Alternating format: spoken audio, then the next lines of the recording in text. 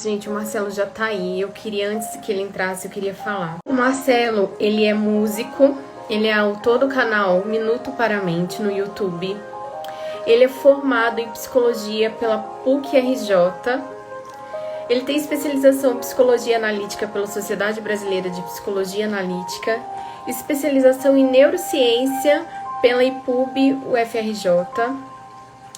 Ele tem formação em neurociência da ansiedade pela PUC-RJ, formação em Brain Spotting, abordagem cérebro-corpo, que eu quero conhecer, capacitação em biofeedback, muito bom, maravilhoso para o momento que a gente está hoje de acesso à tecnologia na prática clínica.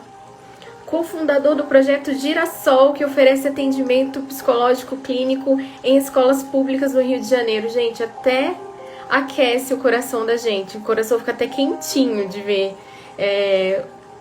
o tamanho desse profissional e a proposta dele, o ser humano, né? Que a gente vê aí nessa formação.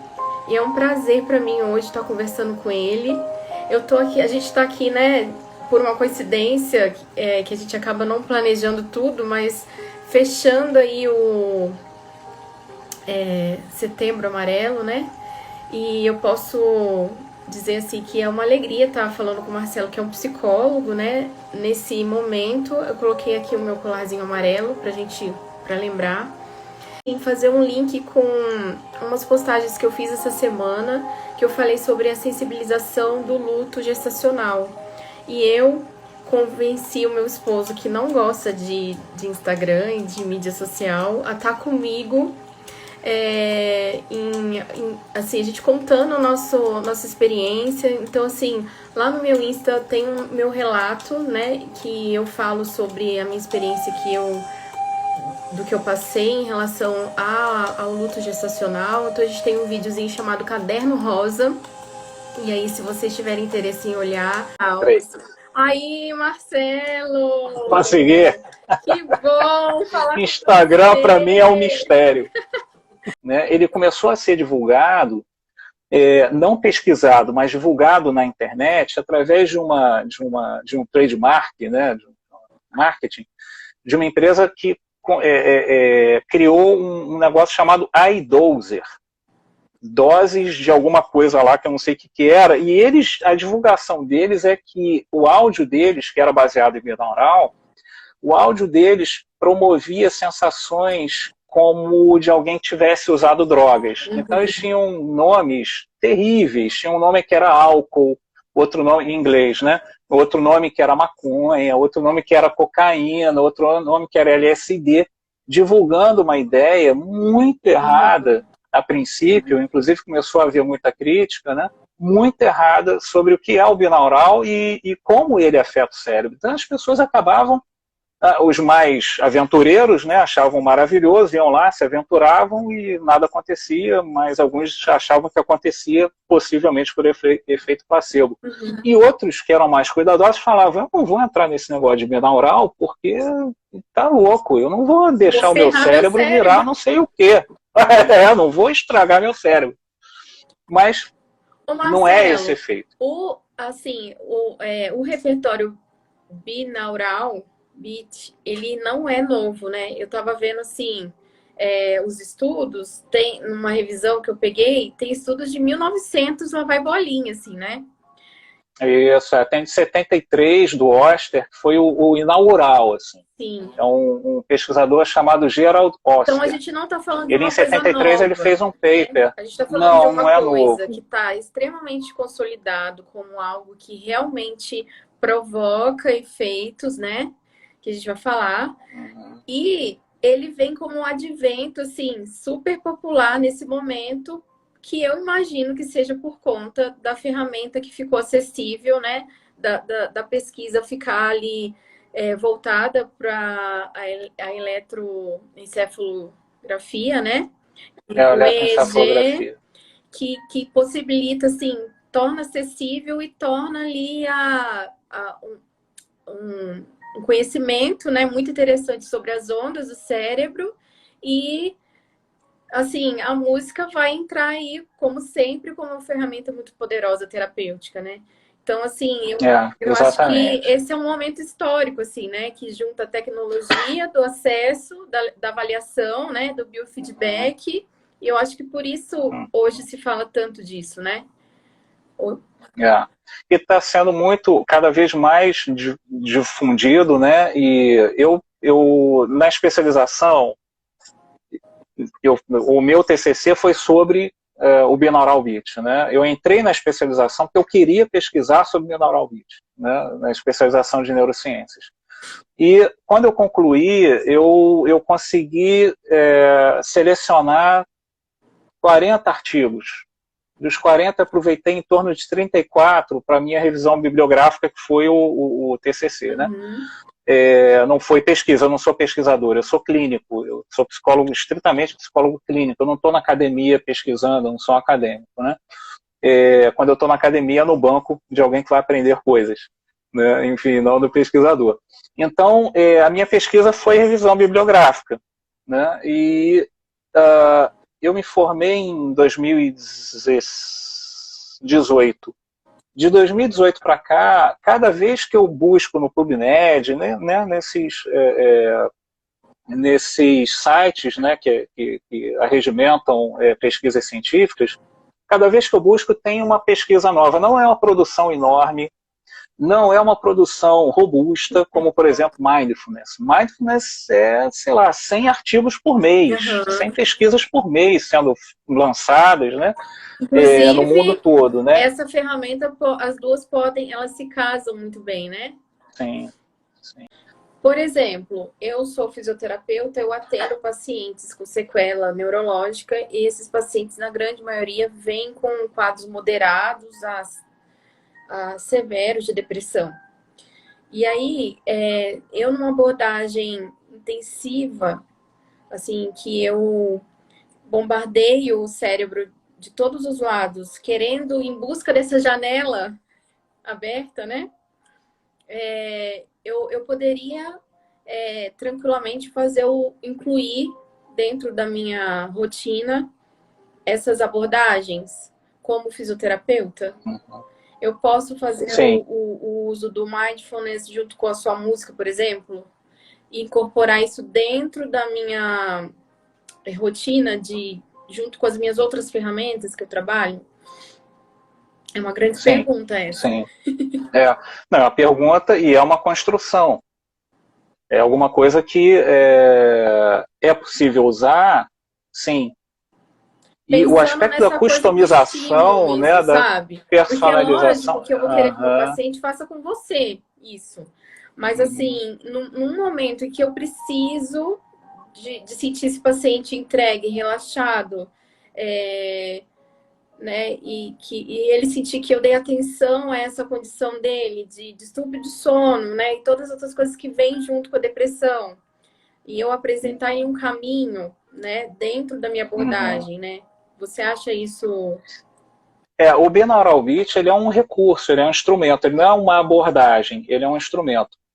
Então você não precisa ser psicoterapeuta, ou ter uma especialização, ou ser músico e psicólogo, ou ter uma experiência enorme com música para você poder usar terapeuticamente, né, porque dentro eu tô fazendo da nossa área de saúde mental. Eu acredito que muitos fisioterapeutas vão ouvir essa live, né? Então é um incentivo aí, um encorajamento. Por exemplo, pegando um pouco do que a gente trocou antes, né, da sua prática e de um protocolo, né, tem um momento que que o paciente descansa, entre 20 e 30 minutos, 20 e 40 minutos, né? Nesse período, por exemplo, é um período perfeito para expor o paciente ao binaural. Marcelo, a gente tá falando, define pra gente esse binaural beat. Bom, obrigado por perguntar. Tá, beleza. Bom, primeira coisa, binaural vem de dois sons. Bi de dois. Medo de falar errado. Muita gente fala bineural, porque liga com neurônio, neurologia, né? Enfim, cérebro, né? Que faz muito sentido. Mas o termo é binaural, que é aura, som. E bi, dois. O binaural, ele não é música, e é uma diferença importante de fazer. Uma coisa é música, outra coisa são sons usados de forma terapêutica. A música é usada de forma terapêutica e sons usados de forma terapêutica. O binaural é um tipo de som, de estímulo auditivo, que é usado terapeuticamente, ou tem o potencial de ser usado terapeuticamente, e a quantidade enorme entre aspas, né, muita, mas as pesquisas que eu tenho acessado têm sempre sugerido que existe um potencial uso terapêutico para o binaural. Ele consiste em 2 sons, e a melhor maneira de ter o efeito binaural é com fone de ouvido. Quem conhece violão, tem alguns músicos acompanhando a gente aí, quem conhece violão, por exemplo, ou qualquer instrumento, que já afinou um instrumento, ele sabe que quando um instrumento está desafinado em relação ao outro, uma nota está desafinada com outra, tem um batimento. Tem fica uma oscilação. Essa oscilação é o binaural beat. E um instrumento afinado, quando você afina 2 instrumentos, o Lá de um instrumento com o Lá de outro, a nota Lá, né, de outro instrumento, você vai até acabar esse batimento. Então não tem mais batimento, os 2 estão vibrando em 440 Hz, que é a nota Lá. Né? Se um está em 440 e outro em 445, tem um batimento. Aí é um batimento de 5 Hz, que a gente chama. E aí é onde a gente entra. Então, binaural é isso, tá? Você apresenta no ouvido, por exemplo, uma frequência de 440 Hz, é um tom puro, que a gente chama, e uma outra frequência de 445 Hz, por exemplo, se você quiser fazer com que o cérebro daquela pessoa, por uma condição natural, que é da natureza do cérebro, que o cérebro dessa pessoa sincronize com uma frequência de 5 Hz. Sim. Aí é onde a gente entra. Então, acho que o binaural está mais ou menos bem entendido. O binaural é isso. Você expõe a pessoa a esse estímulo Gente, auditivo. Mas é uma coisa muito linda. Simples. É simples e lindo demais, né? Você saber que você pode influenciar o cérebro. Eu não sei se você viu aquele filme Hotel Transilvânia, o filme dos monstrinhos. Quem tem filho eu vê diversas fazer vezes. com que o meu filho não visse. E um dia eu entrei na sala e estava vendo com o pai dele. Então, enfim, ele viu. Já era, perdeu. Perdi. E aí, esse último, eu expliquei, né, tudo para ele. Eu não quero que ele veja, viu, gente? Porque não é legal, assim, a gente influenciar a mente dos nossos filhos com esses temas de monstros e coisas que não existem. Enfim, outra conversa. Mas, enfim, nós vimos juntos, e aí quando tem essa coisa crítica, eu sento junto para ver, porque depois eu quero conversar sobre, né? Porque eu não quero que ele tenha influências, assim, daquilo que tá ali. Mas tem uma cena muito interessante, Marcelo. A cena do polvo gigante, que ele tá sendo orquestrado, assim, o cérebro dele tá sendo totalmente influenciado pela frequência da música que o monstrinho tá tocando. E aí eles colocam uma música que é nítida, assim, essa questão da frequência, em outra frequência, e o monstrinho fica legal, assim, ele fica gente boa, ele para de aterrorizar todo mundo. E aí o outro faz, sobressai a outra música na outra frequência, ele fica ruim. Depois ele fica bom. E eu vi essa semana e fiz uma total relação, assim, né, com a influência que o nosso cérebro pode ter, né, em relação às frequências das músicas, né? Isso é realidade, isso é real, a gente experimenta isso no nosso dia a dia, né? Exatamente, exatamente. O binaural, ele tem uma característica diferente da música. A música, ela é um conjunto extremamente complexo de frequências, enquanto o binaural é a essência de uma frequência. Você pega 440 Hz de um lado e 445 do outro, e você tem um som ali que é capaz de fazer com que o cérebro... Não é o som que é capaz de fazer isso. O som não tem poder sobre o cérebro. É o cérebro que tem a capacidade de sincronizar com sons externos. O ritmo é uma das bases para neuroaprendizagem, aprendizagem motora. Então, é uma das bases que a gente usa para promover a aprendizagem motora, né? De tão... Realmente, assim, abonando isso que você está falando, né? O ritmo. Você e o que deve já saber... Marcelo? que sincroniza? Fala aí das ondinhas para mim que eu quero aprender. Pois é, o que sincroniza é porque o cérebro tem várias ondas diferentes, ondas elétricas, né? O neurônio, que é a célula fundamental do cérebro, não é a maior quantidade de células do cérebro, não são os neurônios, são a glia, são os neuróglios. Esses são, né, enormes. Mas a única célula que é capaz de produzir eletricidade, pelo menos até o momento que se sabe, né, tudo pode mudar, é o neurônio.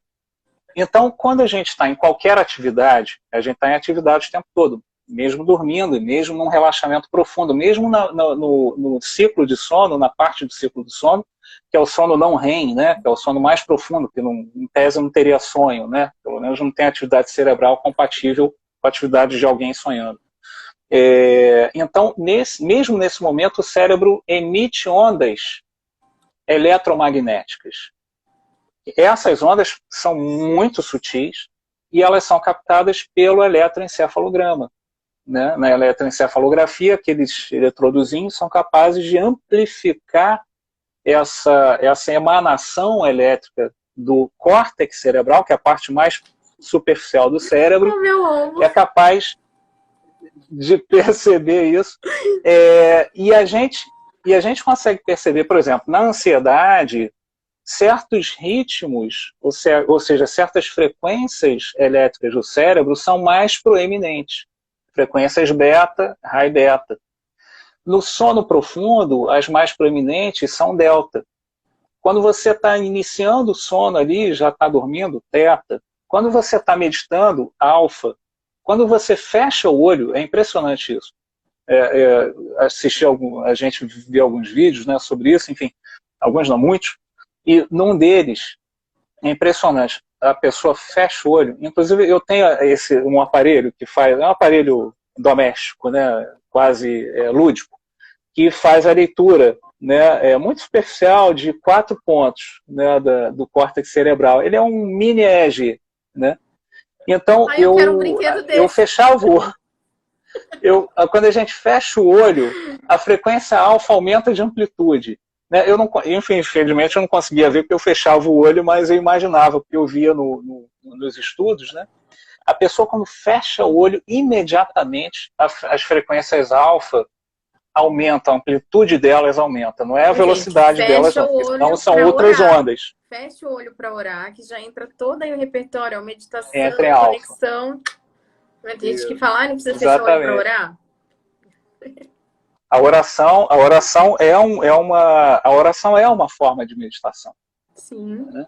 Poderosa. E poderosa, exatamente, em muitos níveis, né? Existem tipos diferentes de ondas mais rápidas e mais lentas. É isso que diferencia uma onda cerebral de outra. Uhum. As mais rápidas são gama, high beta, beta, low beta, variações de beta, né? E as mais lentas começam a ser alfa, beta e delta. Eu acho que... agora você me confundiu. Minha memória vai falhar. Mas são duas que estão sendo usadas como um padrão assim muito bom para identificar neurônio espelho, atividade em neurônio espelho. Que isso também é um marco importante para falar sobre neuroplasticidade, né? E aí eu estava estudando sobre neurônio espelho e eles estão assim reconhecendo que quando essa onda ela diminui, que entrou, são 2 ondas específicas e quando ela entra num padrão, você pode dizer que acionou o circuito de neurônio espelho, né? Que é acionado até quando você imagina, quando você pensa, né? Os neurônios espelhos. E aí você consegue falar de neurônio espelho de uma forma muito mais palpável, né? E falar sobre imaginética por causa dos estudos e dessa ferramenta, né? Do EEG, né? E do mapeamento dessas ondas. Então, essas ondas são hoje muito importantes para nós, né? Na pesquisa e como clínicos também. Sim, sim.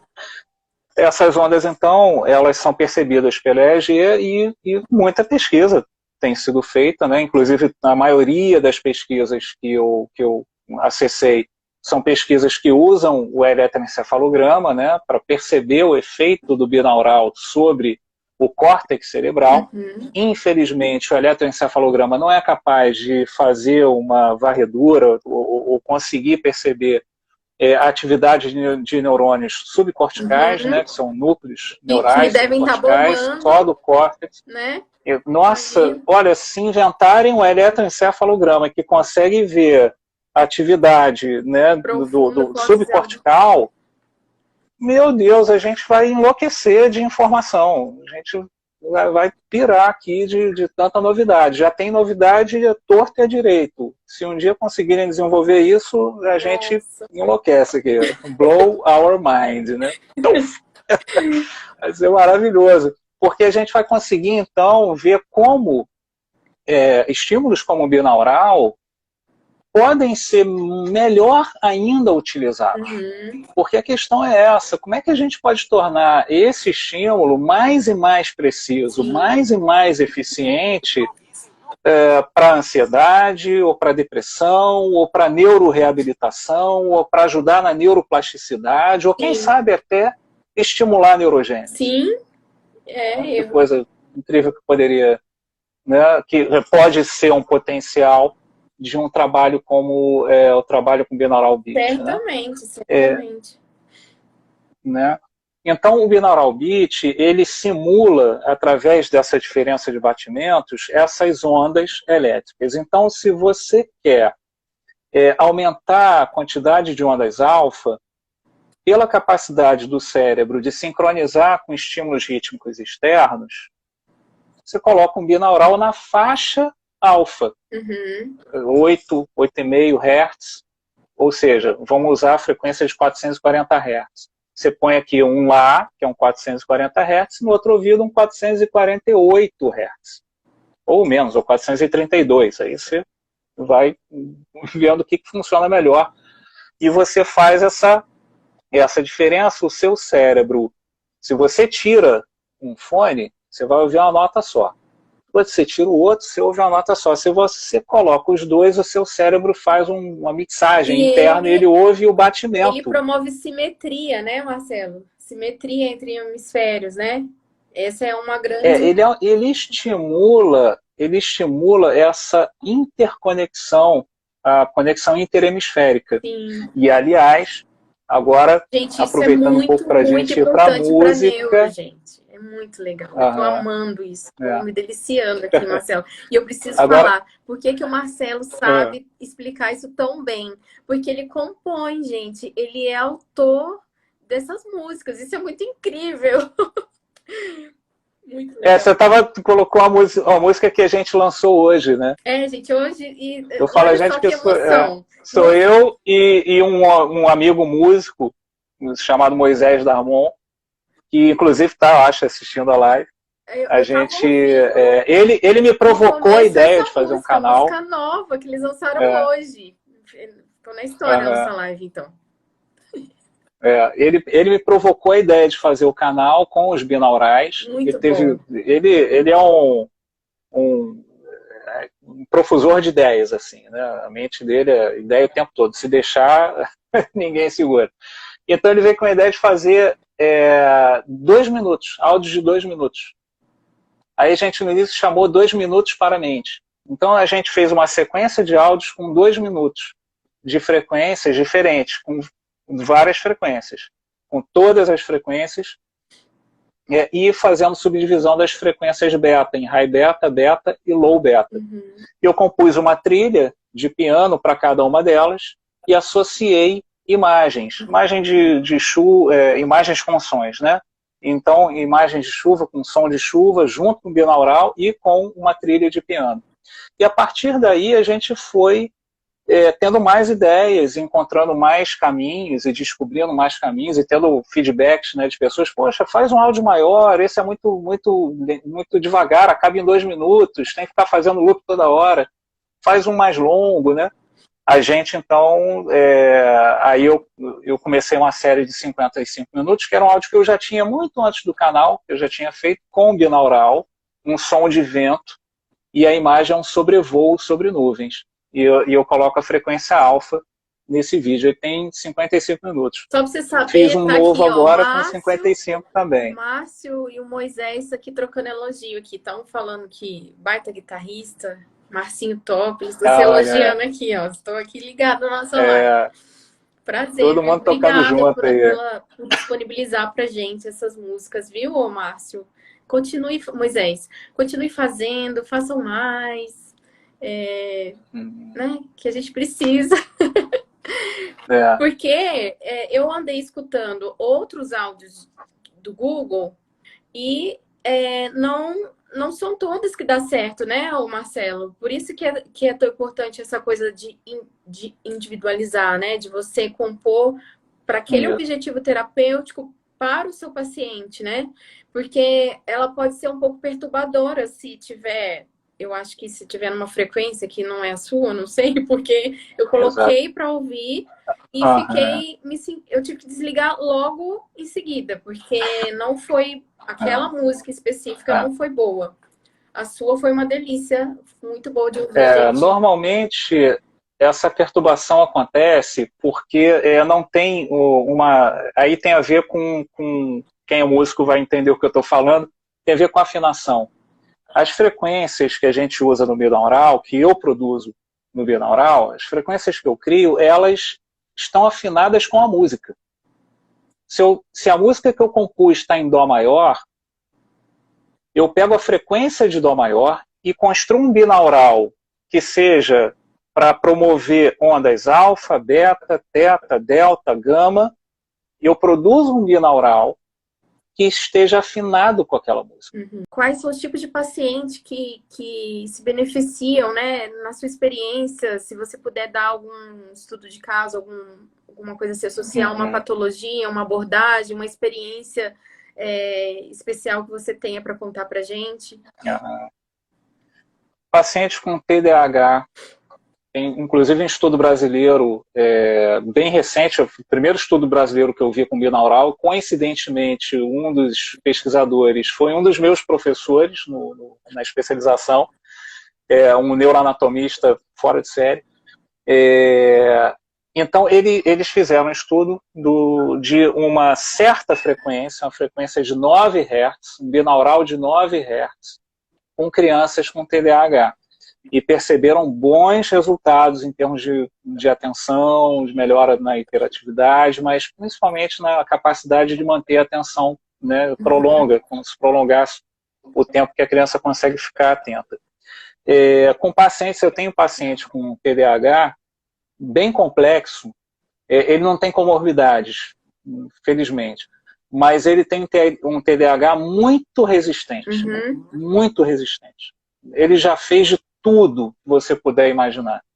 Meditação, respiração, dieta, e yoga, e exercício físico, tudo que é possível.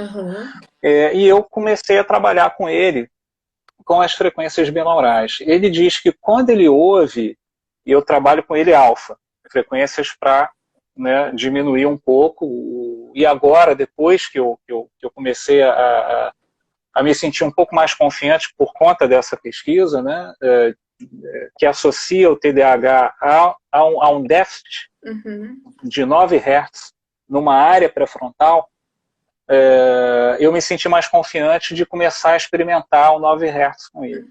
Né? Então, o que ele sente é que ele consegue ficar mais centrado. Ele diz que ele fica uma confusão mental, com seus zunido, um monte de coisa ao mesmo tempo.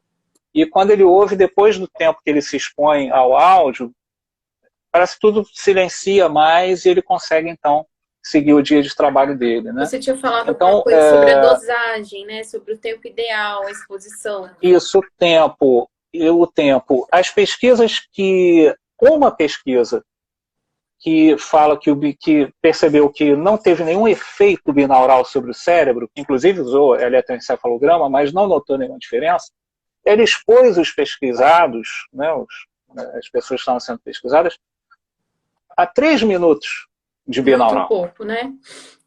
Muito pouco. Já é alguma coisa. Eu fiz esse projeto de 2 minutos de binaural, mas com uma segunda intenção, que é a pessoa conseguir parar 2 minutos da vida dela Sim. e ver um vídeo diferente, ouvir um som diferente, porque não era o binaural puro, era o binaural com música e um vídeo, e um som de natureza. Sim. Então isso potencializar ali um momento de refrigério, eu vou tomar um café, eu vou aqui, né? Mas 3 minutos é muito pouco para a gente conseguir perceber uma mudança perceptiva pelo eletroencefalograma no córtex cerebral. Os protocolos que têm mais sucesso são os protocolos de 20 a 40 minutos, que é exatamente o tempo que você tem de protocolo nesse intervalo, né, do seu protocolo. Então, eu estou produzindo agora músicas com 55 minutos, porque é possível usar, por exemplo, numa sessão de massoterapia, numa abordagem de reiki, no seu trabalho, né, quando você faz um trabalho de reabilitação mais intensivo, acupuntura, a pessoa... exatamente. E não tem contraindicação. Nenhuma pesquisa indicou algum efeito colateral do uso do binaural. Né? Só uma que apontou que num teste de memória uma determinada frequência do binaural diminui um pouco o resultado, né? A proficiência geral, da pessoa no teste de memória. Melhora a memória e o processo de aprendizagem. Todos os estudos, né? Isso, exatamente. Dependendo, claro, do binaural que você usa, não é qualquer binaural que você usa. Mas quando é aplicado nesse processo, né? Eu estava olhando, os resultados são muito bons. Exatamente. Né? São. Então a gente pode usar com pacientes, o uso do binaural, ele não é a terapia em si, ele é um acessório na terapia, ele é um recurso que a gente usa para intensificar as abordagens psicoterapêuticas, ou o trabalho de reabilitação que você está fazendo, ou neuroreabilitação, né? Enfim, não é o trabalho em si, não é uma terapia pelo binaural. Eu vou ouvir binaural e vou ficar, e minha ansiedade vai acabar. Isso não acontece. Quem sabe um dia. Então, a indicação é ansiedade, então, não é isso. Depressão. Ansiedade, transtornos de humor em geral, transtorno de ansiedade, transtorno de humor, transtornos de déficit de hiperatividade, né, e atenção, TDAH, e de diversos níveis de ansiedade. Podemos deixar de falar de dor. De dor, dificuldade para dormir, dor. E o sono. Exatamente. Eu acessei 2 ou 3 estudos do binaural, da onda teta com dor. Que, inclusive, eu queria te propor a gente fazendo esse trabalho juntos, o que eu vou preparar é teta. Porque o teta atua sobre a percepção de dor. E quem as pesquisas sugeriram isso. E estiver morrendo de vontade de aplicar esse recurso, né, que soma demais ao nosso processo terapêutico, tá aí a possibilidade de conversar com o Marcelo, de repente ele, né, com esse processo de autoria, conseguir personalizar coisas, né, muitas possibilidades, né, Marcelo? Eu gostaria de fazer um curso, Marcelo. Você organiza um curso e ensina o pessoal a trabalhar com isso. Isso é o que eu chamo de provocação. Essa é uma grande provocação. Quero um kit assim, para esse perfil de paciente, para esse objetivo terapêutico, tem esses repertórios. Se você puder fazer isso, eu acho que é uma super ferramenta. Eu acho que é um momento super e te encorajo. Gostaria de pedir você para pensar muito sério nisso, porque não dá para a gente pegar qualquer som da internet, vocês entenderam? Não é qualquer som, né? A gente precisa ter esse cuidado de ver. Pode ser extremamente perturbador se estiver reforçando ou atuando sobre uma onda que você quer inibir e a música está estimulando, né? Então a gente tem que ter um cuidado, né? A música em si, ela é ótima, não tem contraindicação, né? Mas vamos usar a música certa, o propósito certo, vamos contar com a ajuda de quem sabe, quem deu essa aula maravilhosa pra gente hoje. Estou extremamente grata, Marcelo. Olha, muito especial esse momentinho aqui junto. Que venham outros né? Se você tiver algum outro tema que você queira abordar, com Estou à certeza eu vou ficar te disposição, tá? cutucando, porque eu já tenho uns 4 temas no mínimo aqui que eu enxerguei, que eu gostaria de conversar com você. Muito obrigada, Aham. você é muito fera. Parabéns mesmo. Ah, valeu, Amei. valeu. Obrigado, Marcelo. Tem alguém, Você é assim, muito generosa. que gostaria de falar alguma coisa para o Marcelo, alguma pergunta, alguma curiosidade? Tá falando, há muitas provocações em uma live só. Marcelo Mota. Também quero participar desse curso. Olha, já tem inscrição para o curso. Olha, gente, ó, eu sou a agenciadora do Já Marcelo, viu? tem inscrição para o curso. Podem me Muito procurar, bom. inscrição comigo. Eu vou